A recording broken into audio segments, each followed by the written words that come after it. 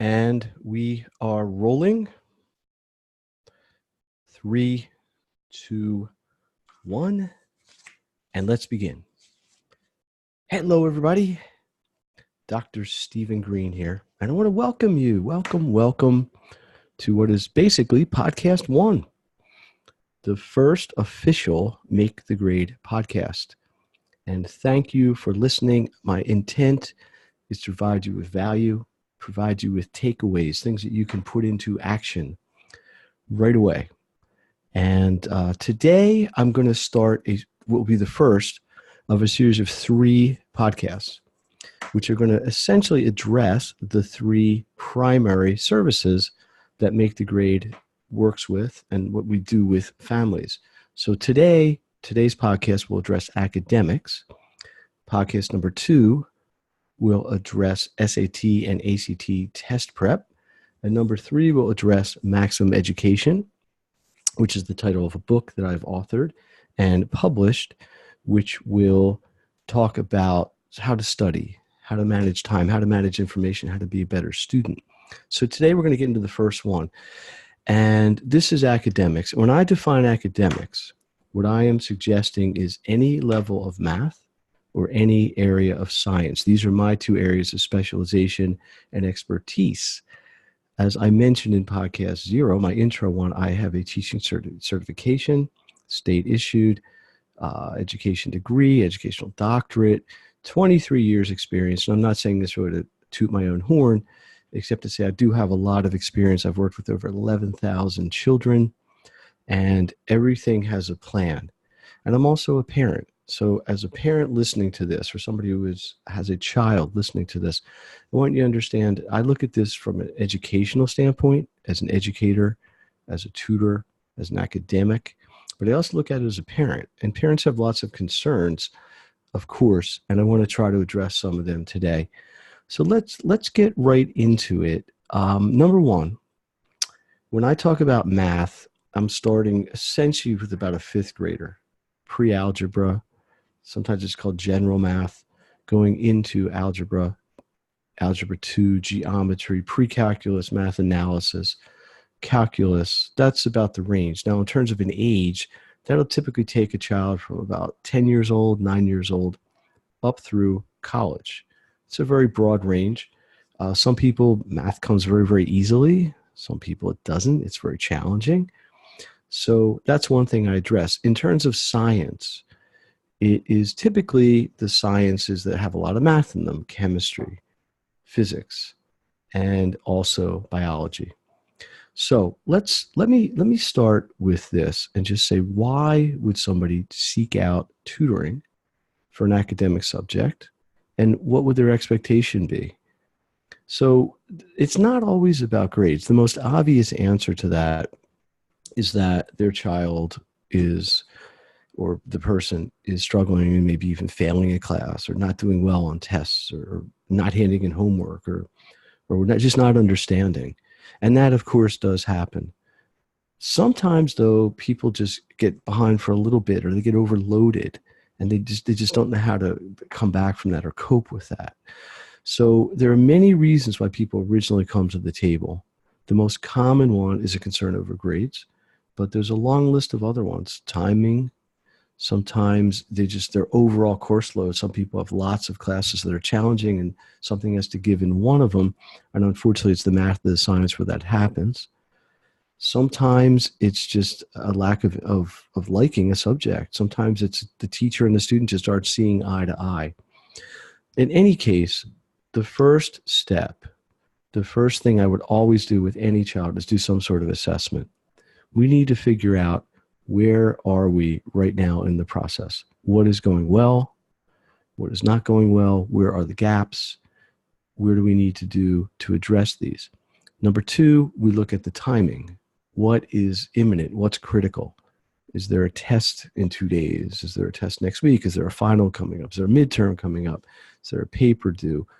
These sorts of things. So based on the assessment, based on the analysis, set up a plan. The plan might be to meet once a week, twice a week, whatever it happens to be. But timing is one part of the plan. The other part of the plan is, what are our goals? Setting goals. What would we consider success? Is success getting 100 on the next quiz? Is success understanding the topic? Is success being able to link the previous idea to the present idea to the future idea? Is success having to go back and remediate some of the topics that were done a month ago, 6 weeks ago, whatever, and in order to really understand what's happening in the present moment? So we have the assessment, we set up the plan. Based on the plan, we now go into an execution phase, which essentially is the tutoring. From a philosophical standpoint, I believe in teaching to objectives. This is essentially what most classroom teachers are trained to do, which is exactly what I did when I was a classroom teacher. So the idea is simply we would have a goal or goals or objectives that we were trying to work through in each tutoring lesson. So the objectives may be, we need to complete this homework assignment. We need to review the concepts that are tested and supported in the assignment. And then we need to take a look at the next lesson or the next section in the book and try to give a head start to that. This is a common, somewhat simple, but basically exactly how it happens. From a little bit of a different perspective, some people come into these sort of situations because they're trying to get ahead. For example, I have students now, it happens to be the summer when this is being recorded, I have students now who had taken a lower level of math last year, are trying to track up to a higher level. Maybe they're trying to go from an academic track to honors or honors to AP. Or in one case, I'm going to do a little case study analysis shortly, a student who's essentially trying to skip a year of math and is trying to do geometry on his own over the summer. So as I said before, one of the main, probably the main reason people seek help is because they aren't performing well during a class. But other reasons include getting ahead in a topic, leveling up in a topic, reviewing a subject that you had. Maybe you had Algebra 1 this past year, or you had a science and you know the next level of it, Algebra 2 or Chemistry 2 or Physics 2, whatever, is coming up, and you want to solidify all of that. So these are other reasons that things like this happen.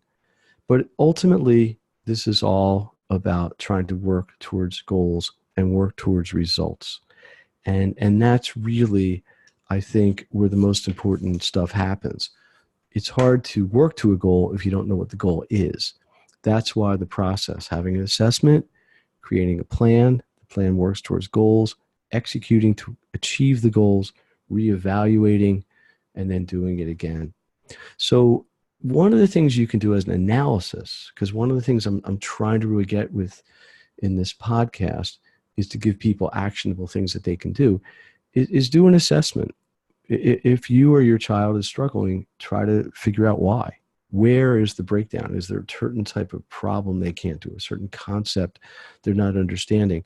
Is everything good up till that point, or was it spotty up till that point? Based on that, the clearer your questions are and the clearer that a description of the challenges can be made, the easier it is to find solutions to them, and the easier it is to bring that person up to speed and get them back on course and having success. So let me talk about a couple case studies here that I think hopefully you'll find interesting. Since I already brought it up a little bit, let me talk about a child I'm working with now who took algebra this past school year, but transferred this was his first year in a new school. So because of that, he was tracked based on how he was in the school he was in prior to that, and he essentially was a level down from most of his peers. So his goal is now to get even with them. So to do that, he essentially has to take geometry, essentially a whole year math class, over the summer on his own. So we are addressing that. This is a pretty long course. I mean, it's going to take 50 to 60 hours to complete, but it's set up just like a regular class. The advantage that we have in the one-on-one tutoring environment is that we can work a lot more quickly than typically a classroom that has 25 or 30 children in it and get right through to it. So we're structuring this just like a class. We have lessons, we have lesson plans, we have quizzes, we have assessments at various points in time, but the goal was to work up. So now in the fall, he will enter Algebra 2 with everybody in his normal age group. Second case study, I have a student I'm working with now who unfortunately became injured over in January and was out of school basically from January till June. Missed almost the entire second half of the school year. As is normally called, he was homebound, had some teachers and things sending work home, but essentially now we have to make up the second half of the year. Now this is an algebra class, so the lesson plans are very clear, but we're addressing this very differently because his baseline abilities need to be reinforced. And it was almost as if he hadn't had math in 6 or 7 months by the time we got started. But the process was the same. We figured out where he was. Okay, from the first half of the year, what do you really understand at this point? What's our goal?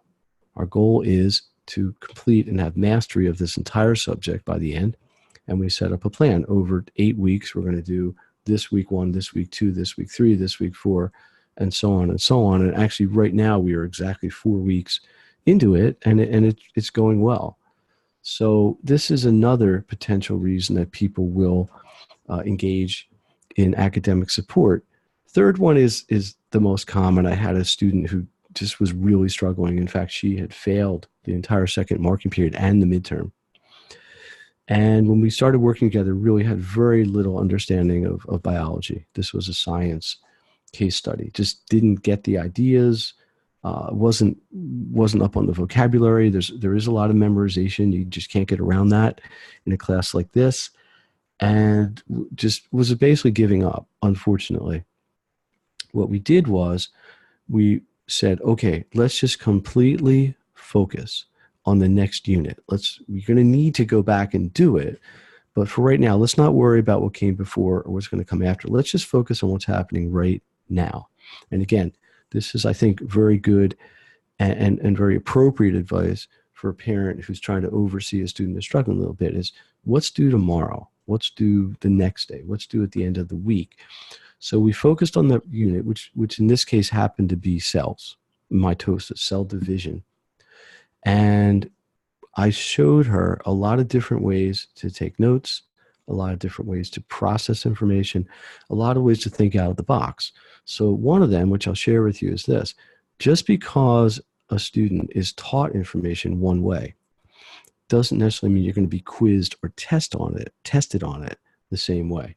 So specific example, they were learning about cells and all the different organelles of the cells and the parts of the cell, like the nucleus and the mitochondria and the ribosome and things like this. And if biology isn't your interest, just go with the example.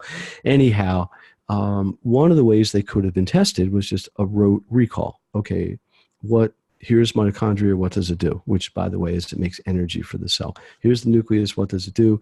It directs the activity of the cell. It's like the brain of the cell, and so on and so on. That would be, for lack of a better term, level 1 kind of information, just recall.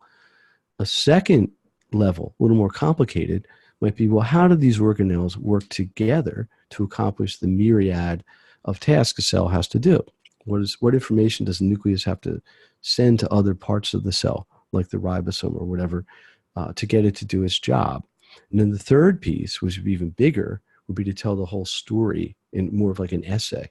So instead of just looking at the information one-dimensionally, which is what this student was doing and what almost everybody I work with does to start, we started looking at it in the second and third dimension of, okay, how does it work together? What's it going to hand off to? How would this interface with what's else there, what's coming before it, what's coming after it? And again, I think this is a really nice actionable task that you could do or you could try at home. So I'm going to keep this, I hope, on point and kind of short. So let me wrap up here. In summary, today's discussion was about academics and how I feel the best way or ways to approach an academic tutoring situation are. In my case, I deliver tutoring one-on-one with children. I have office. I meet them out. I also do a lot of it online through online-based technology. But the process is always the same. If you have any feedback, you can email me to sgreen@makethegrade.net. You could also check out social media, Facebook, Instagram, search for Make the Grade. This is the Make the Grade podcast. Maybe you're seeing a very general theme here, but that's the idea. So this is about helping you to reach your goals, academically for sure, outside the classroom as well. I appreciate listening. If you have any questions or comments, please give me that feedback. Greatly appreciated as well. And have a great day. Thank you. Dr. Stephen Green, the Success Doctor, signing off.